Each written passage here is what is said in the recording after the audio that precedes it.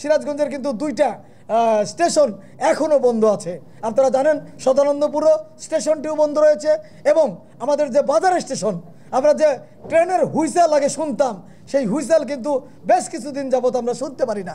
আমাদের বর্তমানের সবচেয়ে প্রাণের দাবি হচ্ছে সিরাজগঞ্জ থেকে যে এক্সপ্রেসটি কমলাপুর পর্যন্ত যেত সেই এক্সপ্রেসটা অনতি বিলম্বে এটা চালু করতে হবে।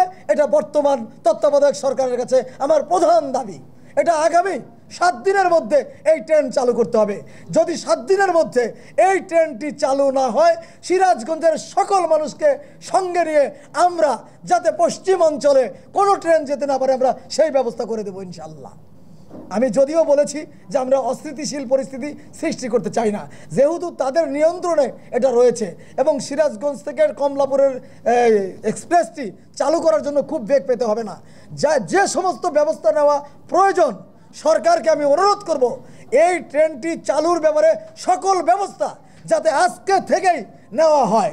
এই ব্যাপারে আমি যে বর্তমানের সরকারের যে রেলের ডিজি আছেন সেই ডিজির কাছে আমি আবেদন করছি বৈষম্য দূর করার জন্য। এটা কিন্তু এই আন্দোলনটা সার্থক হয়েছে, বৈষম্য তৈরি করার জন্য না, বৈষম্য দূর করার জন্য। আজকে আমার পশ্চিম অঞ্চলে ট্রেন যাবে, সিরাজগঞ্জ থেকে কোনো সরাসরি ট্রেন থাকবে না, এটা আমি মনে করি এটা একটা বৈষম্যের মধ্যে পড়ে। আমরা এই বৈষম্যের জন্য আন্দোলন করি নাই, আমরা এই বৈষম্যের জন্য রক্ত দেই নাই। আমাদের সিরাজগঞ্জ যদি নিগৃহীত হয়, আমাদের সিরাজগঞ্জ যদি অবহেলিত হয় সেটা আমাদের বুকে অবশ্যই লাগবে।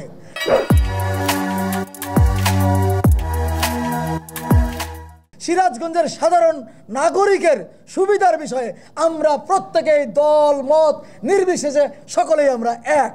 এখানে কোনো রকমের রাজনৈতিক হিসাব নিকাশ নেই, এটা আমার ক্লিয়ার কথা।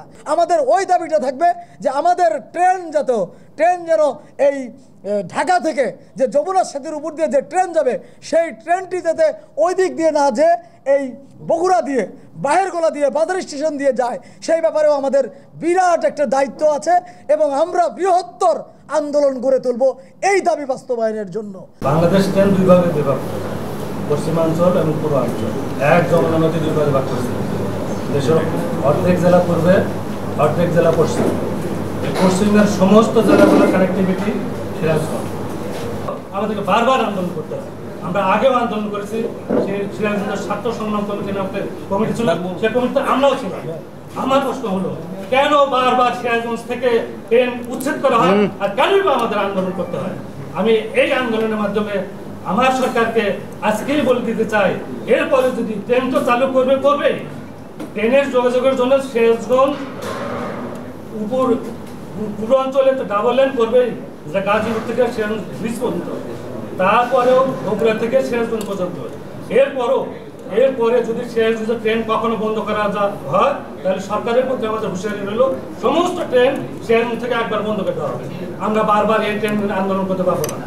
এই ট্রেন উন্নত হবে এবং সিরাজগঞ্জের কানেক্টিভিটি দেবে, সেই আশা রেখে বাচ্চুকে আরও সংগ্রাম করার জন্য আমরা সবাইকে আহ্বান জানাচ্ছি। ধন্যবাদ।